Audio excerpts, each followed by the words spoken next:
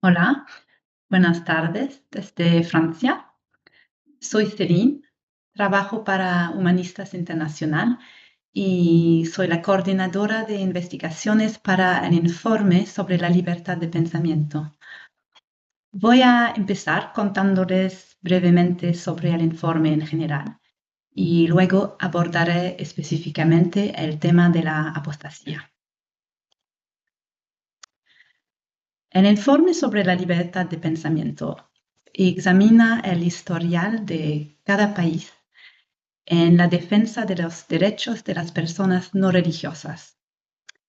El informe abarca 4 campos temáticos, que son constitución y gobierno,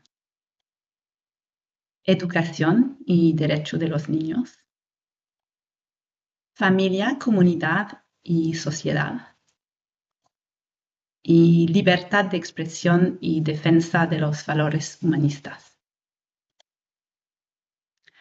Consideramos que las personas no religiosas, pueden ser ateos, agnósticos, humanistas, esas personas constituyen una minoría distinta de la libertad de religión y de creencias, y que este grupo goza de derechos humanos universales, incluyendo la libertad de pensamiento, creencias y expresión.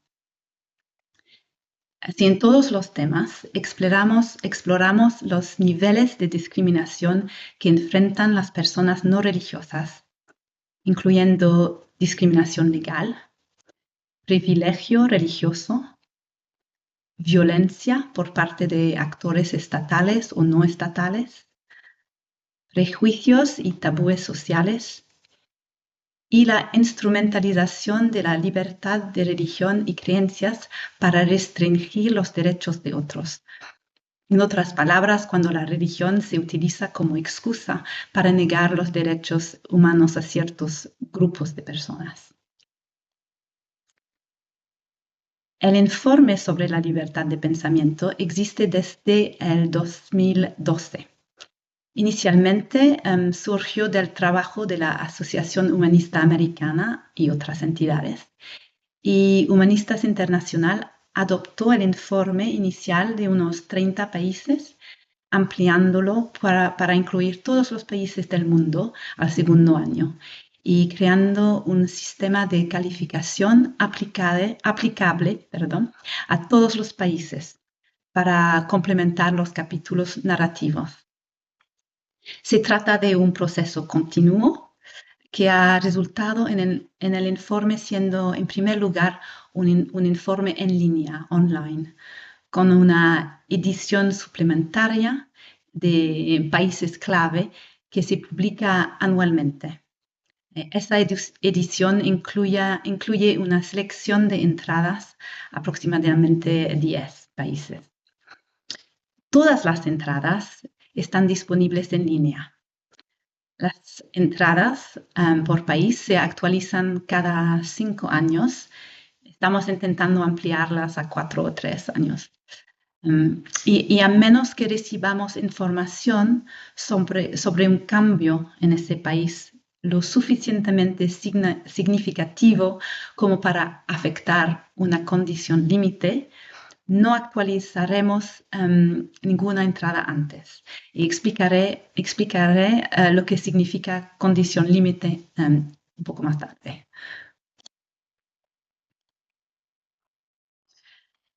El informe pretende ser el principal punto de referencia sobre la discriminación de personas no religiosas y humanistas. Busca ser un informe objetivo y fiable para promover la concienciación y la comprensión de la situación global en términos de la ley y las políticas.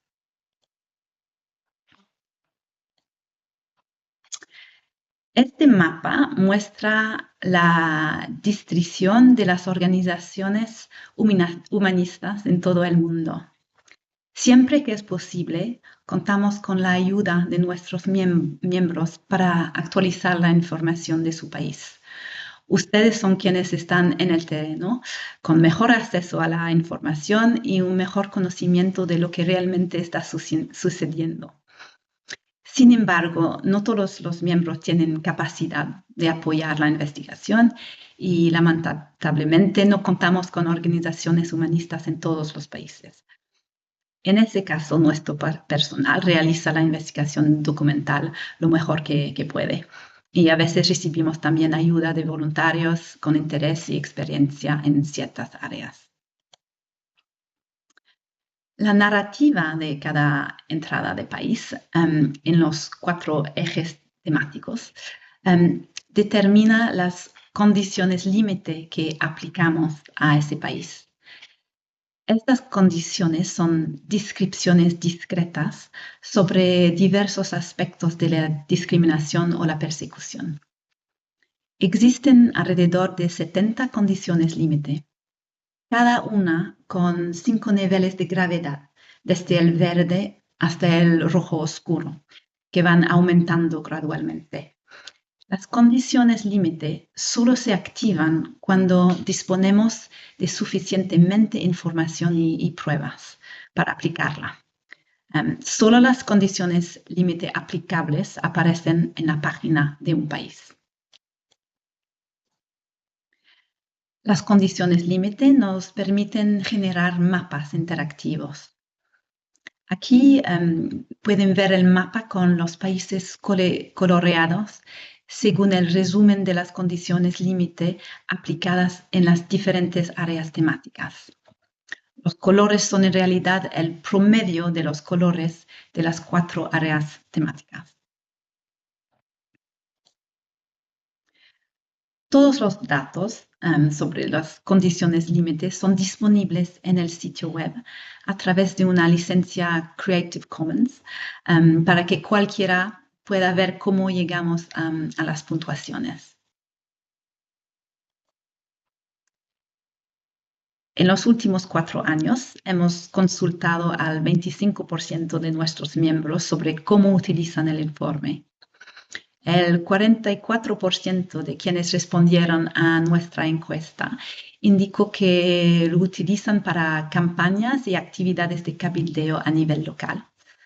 El 28% afirmó que lo utiliza como apoyo para campañas y actividades de cabildeo internacionales, en particular en países de interés nacional estratégico. Y el 16% lo utiliza para respaldar solicitudes de asilo. Otros usos incluyen la creación de blogs, la promoción del humanismo en el país y la creación de iniciativas educativas en escuelas y universidades. Ahora voy a analizar específicamente la cuestión de la apostasía y qué información contiene el informe sobre este tema. Como hemos dicho ya, la libertad de religión y creencias es un derecho humano, universal y fundamental. Según el artículo 18 de la Declaración Universal de Derechos Humanos de las Naciones Unidas, toda persona tiene derecho a la libertad de pensamiento, de conciencia y de religión. Este derecho incluye la libertad de cambiar de religión o de creencia. Esto incluye el derecho a abandonar la religión por completo y también el derecho a identificarse con la etiqueta que le corresponda, como ateo, humanista, agnóstica, etc. Apostasía significa el abandono o la renuncia a una religión o creencia. Puede significar cambiar de una religión o creencia a otra o la renuncia total a la religión. Según nuestro informe, 14 países prohíben específicamente la apostasía. En 10 de ellos, la pena máxima es la muerte. Estos países son Afganistán, Brunei Darussalam, Irán, Malasia, Maldivas, Mauritania, Nigeria, Qatar, Arabia Saudita, Somalia y Yemen. En ciertos casos, estas penas solo se aplican en ciertas zonas del país. En los otros 4 países, los condenados se enfrentan a penas de prisión. En muchos otros países, los apóstatas se enfrentan al estigma social o son discriminados activamente o perseguidos por el Estado, incluso cuando no existen leyes oficiales que declaren la apostasía ilegal. Por ejemplo, en Kuwait, los apóstatas pueden perder ciertos derechos, como el derecho a heredar propiedades de familiares musulmanes. Además, el gobierno no emite documentos que acrediten un cambio de religión o creencia, a menos que la persona se haya convertido al Islam, lo que hace que la apostasía es finalmente ilegal en la práctica. De igual manera, en algunos países puede ser legalmente irreconocible ser no religioso y el gobierno puede exigir que se declare la afiliación religiosa en documentos públicos, como el documento de identidad o al presentar una denuncia a la policía. Como no se tiene derecho a la apostasía o es difícil abandonar una religión, grupos religiosos pueden también alegar un mayor número de miembros a su religión, lo que puede generar mayores beneficios o privilegios para las instituciones religiosas.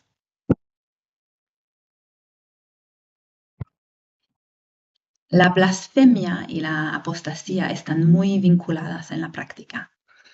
Así, aunque no existan leyes específicas contra la apostasía, leyes contra la blasfemia se aplican contra los apostatas, a quienes a menudo se les considera blasfemos, ya que el mero hecho de abandonar una religión se considera una ofensa a la religión misma.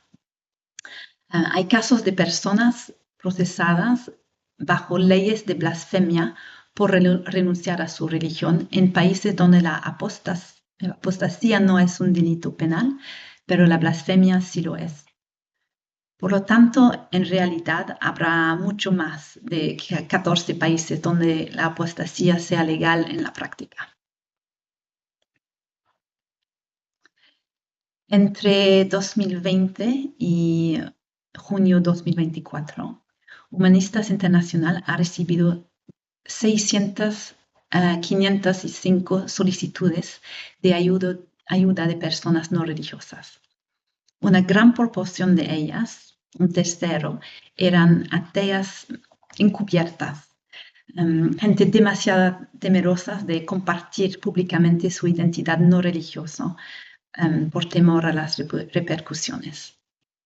Nos sorprende que los países de los que recibimos el mayor número de solicitudes sean aquellos que establecen las penas más severas por blasfemia y apostasía, o donde la legislación está fuertemente influenciada por la doctrina religiosa.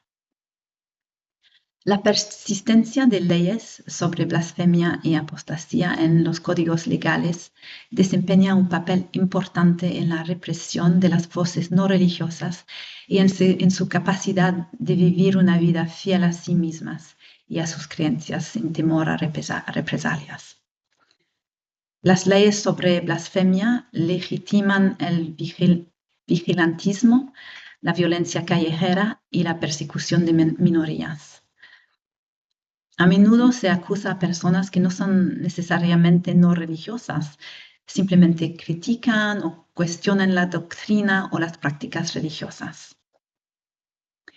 Incluso en la mayor parte del mundo donde la apostasía no es ilegal, puede ser socialmente muy difícil para las personas cambiar públicamente o abandonar su religión.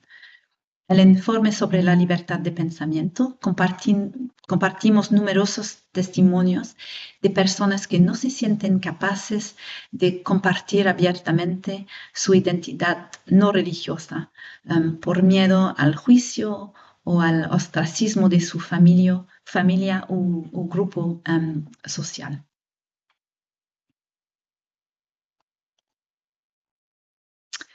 Miramos ahora a México y la entrada correspondiente en el informe. La entrada sobre México se actualizó por última vez en el 2021 y se actualizará el año que viene, en 2026. Según el censo de 2020, al menos el 8% de la población mexicana no es religiosa, incluyendo ateos y agnósticos. Esta estadística representa el tercer grupo más grande de la población. Y esta cifra ha aumentado desde el 5% en 2010. Según nuestro informe, el gobierno mexicano es laico y la Constitución prohíbe a los miembros del clero ocupar cargos públicos, apoyar opiniones políticas partidistas y a candidatos políticos, u oponerse abiertamente a las instituciones o leyes del Estado. Las instituciones religiosas no pueden poseer propiedades. Una enmienda constitucional que entró en vigor en julio de 2013 prohíbe específicamente el uso de actos de culto con fines políticos. La enmienda ha añadido libertad de convicciones éticas a la Constitución, diseñada para garantizar la libertad de no tener una fe religiosa en particular. El artículo 3 de la Constitución exige que la educación pública sea laica. Los grupos religiosos pueden operar escuelas privadas, pero la ley les exige que respeten el carácter laico de la educación. Las escuelas privadas afiliadas a un grupo religioso están abiertas a todos los estudiantes, independientemente de sus creencias religiosas. Y los estudiantes no afiliados al grupo religioso de la escuela están exentos de participar en la educación religiosa o el culto escolar.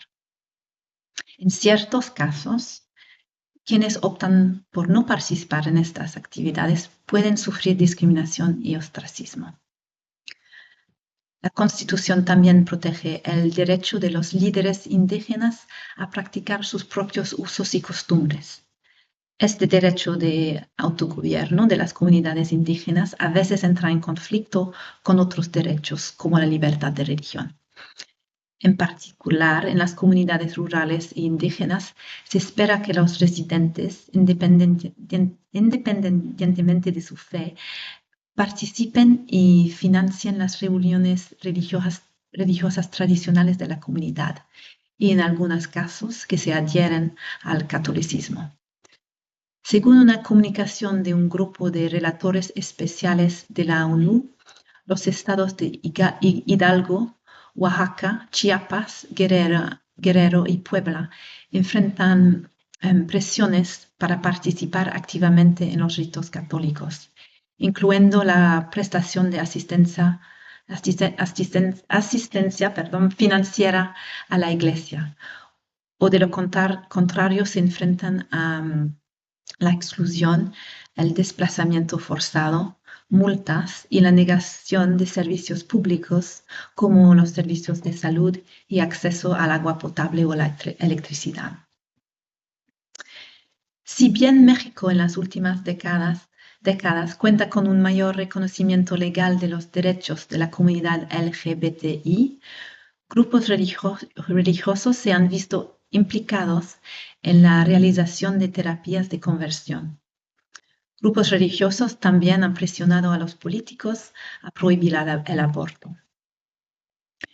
Como decía, el informe sobre la libertad de pensamiento para México se actualizará el año que viene y sería excelente contar con la mayor participación posible de gente que vive en México para que nuestro informe ofrezca una visión precisa y representativa de la situación de las personas no religiosas en el país. En particular, sería fantástico conocer la experiencia vivida por personas no religiosas en México e incorporar al informe. Son las historias personales que ayudan a humanizar lo abstracto y también a salvar las brechas donde la ley y su aplicación difieren en la práctica. Bueno, ya he terminado mi presentación. Gracias por haber escuchado y les deseo todo lo mejor. Adiós.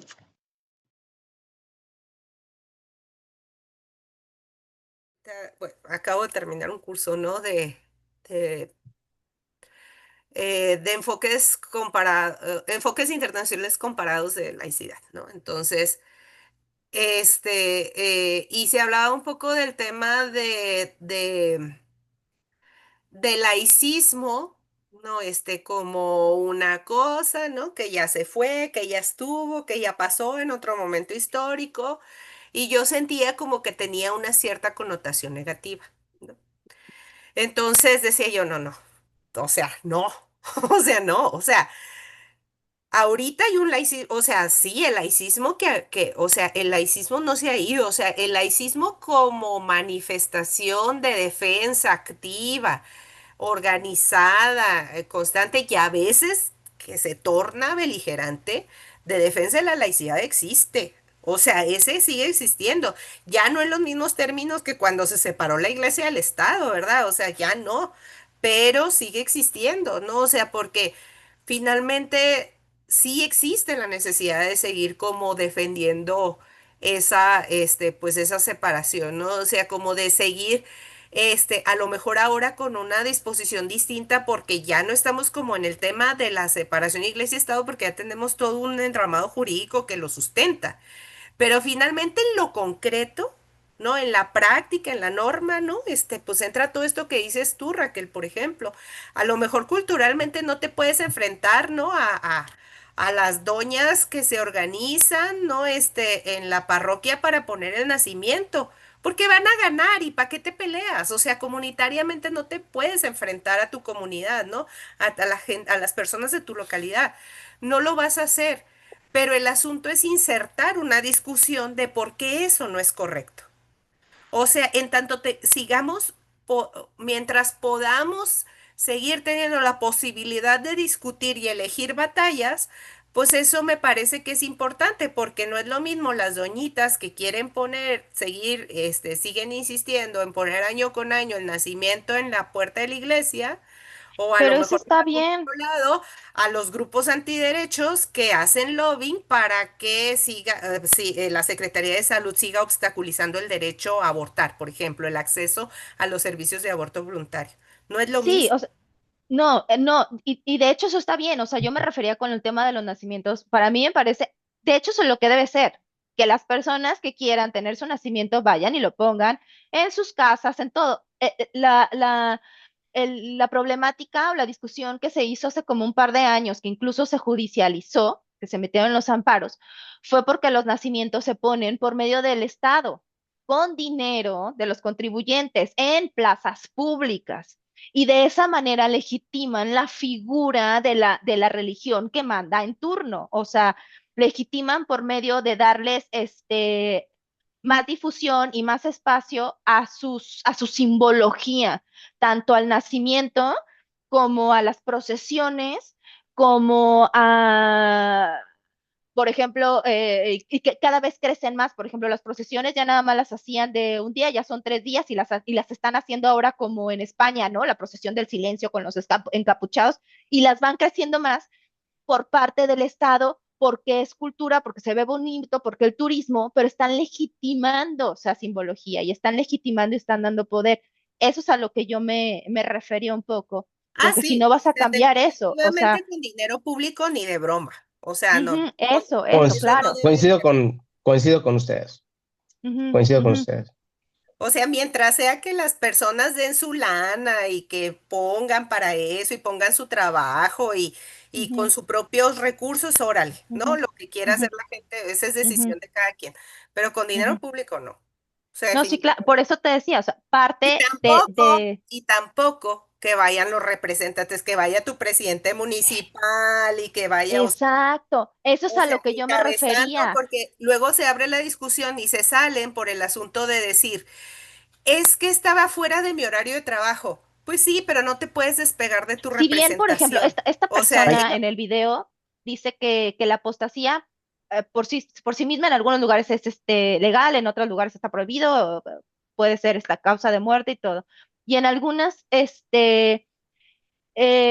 en algunos países se prohíbe, pero porque lo ven como una continuidad de la blasfemia y lo que no está permitido, pues o pueden poner multa o castigos o una sanción es a quien ofende los sentimientos religiosos. Entonces me quedé pensando que si bien en México no está castigada la apostasía y se supone que tampoco debería de estar sancionada o no debería existir la figura de la ofensa a los sentimientos religiosos, hemos visto que lo que pasó con Fabián Chaires, ¿no? O esta organización de los abogados cristianos que se organiza y que está tratando de hacer sus artilugios, metiendo la figura de la ofensa a los sentimientos religiosos. Pero no vas a poder evitar en una campaña por laicidad ser crítica precisamente a los dogmas, ser crítica porque es lo que pues precisamente es lo que te está motivando, ¿no? O sea, criticar todo esto y evidenciar todo lo que está mal y está podrido y lo que consideras que no debería de existir. Entonces, esto se va a tomar y la apostasía misma se toma como una blasfemia. Entonces, no sé, me quedé pensando qué tanto podríamos y considerar que pueda haber un choque con estas personas y qué tanto podrían llegar a decirnos, baja tu página, ¿no? O baja lo que dices, o modera tu, no debería de ser, yo pensaría que no, pero hemos visto que este juez sí le dio la razón por pensar ahorita en uno rápido, ¿no? Reciente, a la exposición y la cerró. Al final no se la dieron definitiva, pero pues ya se había acabado, ¿no? Entonces, no sé, me quedé pensando que, porque va a haber oposición, entonces sería bueno ir pensando quiénes son y de qué manera, ¿no? Sí, claro. Sí lo había pensado, o sea, sí lo había pensado porque este tema, como muchas otras cuestiones que en nuestro país no pasaban precisamente porque somos jurídicamente laicos, ¿no? O sea, materialmente, pues ahí hay como hay matices, ¿no? Pero jurídicamente somos laicos, hay discusiones que no hemos enfrentado. No, o sea, o que hay cosas que a lo mejor para nuestros contextos parecerían impensables, como este tema. O sea, yo nunca me hubiera imaginado, al menos hasta hace 3 o 5 años, que un juicio, el tema de la ofensa a los sentimientos religiosos, fuera un motivo de litis, ¿no? Jurídica. O sea, yo nunca me lo hubiera imaginado, ¿no? Porque para empezar, los sentimientos no son un concepto jurídico. O sea, para empezar, ¿no? O sea, y que te ofendan, pues tampoco, porque entonces, por ejemplo, delitos como la difamación, la calumnia, o sea, se tuvieron que retirar porque chocaban de manera directa con el derecho a la libertad de expresión, por ejemplo, ¿no? O sea, un sentimiento no puede estar por encima de un derecho, ¿no? Entonces, y tampoco por un principio, ¿no? O sea, hay principios, hay derechos, ¿no? Hay conceptos jurídicos y los sentimientos no entran en ninguno de ellos, ¿no? O sea, porque, pues, básicamente, pues eso no se puede ni legislar, ni... Entonces, me parece, sí lo había pensado, porque finalmente también estos abogados cristianos, ¿no? Que así se llama la organización, que además es internacional, tiene presencia en muchos países y que ahorita tienen un lobbying muy activo, ¿no? Sobre todo antiaborto, ¿no? Que lo han tenido muy activo, pues han estado, por ejemplo, para el contexto mío, por ejemplo, hace 2 años atrás, empezamos a poner espectaculares a favor del aborto por NOM 046, ¿no? Por ejemplo. Y entraron ellos a litigio, ¿no? A tratar de bajarlos porque decían básicamente que eso pues no era cierto, pero que además sí era muy peligroso y que pues todas esas cuestiones, ¿no? Y aquí lo que me dio pues fue la ley, ¿no? O sea, lo que intermedió fue la ley. O sea, la información es un derecho y todo mundo tiene derecho a estar informado, informada, ¿no? O sea, a que se le brinde información. Si las personas, no, o sea, sí, pero es como decía ahorita Carlos, ¿no? O sea, el derecho existe. La decisión de si se ejerce o no es personal. Entonces no se adquiere una obligación con la información que estás adquiriendo, ¿no? Entonces, eso fue lo que me dio la discusión, ¿no? O sea, entonces en este caso, pues a mí me parece exactamente lo mismo. Y para quien quiera ejercerla, ¿no? Por la razón que sea, porque eso ya se mueve en el ámbito de lo personal, ¿no? Pues el derecho ahí está, pero pues así como lo decía ahorita, ¿no? A través de la expresión de, es como la expresión de un derecho, ¿no? Es como la objeción de conciencia, ¿no? Hay quien quiere ejercerlo o no, ¿no? Tanto que se tuvo que legislar, que legislar y mencionarle en la ley porque fue necesario, ¿no? Para las personas que son servidoras públicas, entendiéndose profesionales de la salud, ¿no? Personal médico y profesionales de la salud que trabajaban en el sector público, que tenían la obligación de proveer servicios de aborto, ¿no? Por ejemplo. ¿No? Entonces, un poco por ahí va. Entonces, así como existe la objeción de conciencia, pues también existe la apostasía, ¿no? Para quien la desea ejercer. O sea, si hablamos con los derechos humanos de frente, pues me parece, como están legislados, como son universales, como son interdependientes, pues me parece que esa es la medida de gestión para una eventual discusión que se pueda Precisamente por presentar. eso puede ser interesante la apostasía, entendiendo que si quieres el 90% de México fue bautizado, puede tener un gran impacto, ¿no? O sea, si se utiliza la apostasía como un medio de protesta, ¿no? Una postura política. Ujú. Sí, totalmente concuerdo contigo. Y aquí es para reflexionar de que cuando hablo de apostasía, hablamos de apostasía, no, nuestro mensaje no va a llegar al sacerdote, ¿no? O al monaguillo, ¿no? Ellos ya están bien convencidos, ¿no? Hacia donde yo quiero que se escuche mi mensaje es aquella persona que está dudando, aquella persona que está buscando, aquella persona que no acepta esa autoridad, es donde vamos hacia allá tiene que ir nuestro mensaje. Bueno, mira, a mí me gustaría cerrar ya nada más, como nuevamente recalcando el hecho de que la apostasía es la expresión de un derecho y un derecho el ejercicio de un derecho no establece de manera intrínseca una obligación.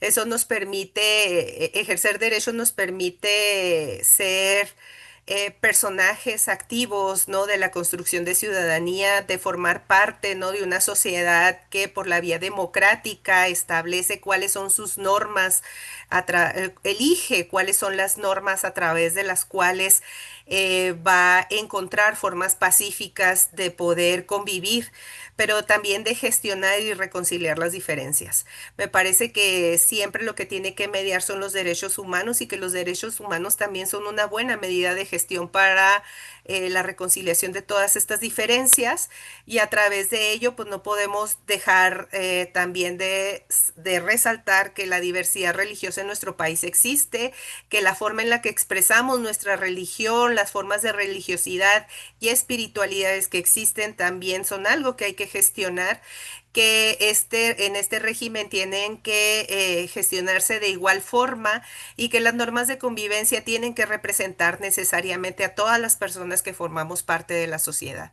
En ello, pues los principios de igualdad, laicidad y gestión de diversidad religiosa, pues me parece que tiene que ser algo que también forme parte de los debates contemporáneos en nuestro país, y sobre todo, ¿no? Frente al avance, ¿no? De las iniciativas que pareciera cada vez, políticas que pareciera que cada vez están influyendo más en que nuestras sociedades de convivencia basadas a través de los derechos humanos se restrinjan y que con ello se vayan acotando las libertades. Me parece que una sociedad más justa, más equitativa y más igualitaria tiene que privilegiar los derechos humanos para que estos principios puedan verse reflejados, ¿no? En todo momento, y sobre todo para que con la libertad venga también esa posibilidad de seguir ejerciendo derechos, y que no sea una disyuntiva el poder ejercer un derecho antes de la libertad, o si para ejercer derechos tengamos que ser libres, sino necesariamente que esto se convierta en un sinónimo. Con eso me gustaría cerrar mi participación y agradezco la posibilidad de poder compartir mi punto de vista.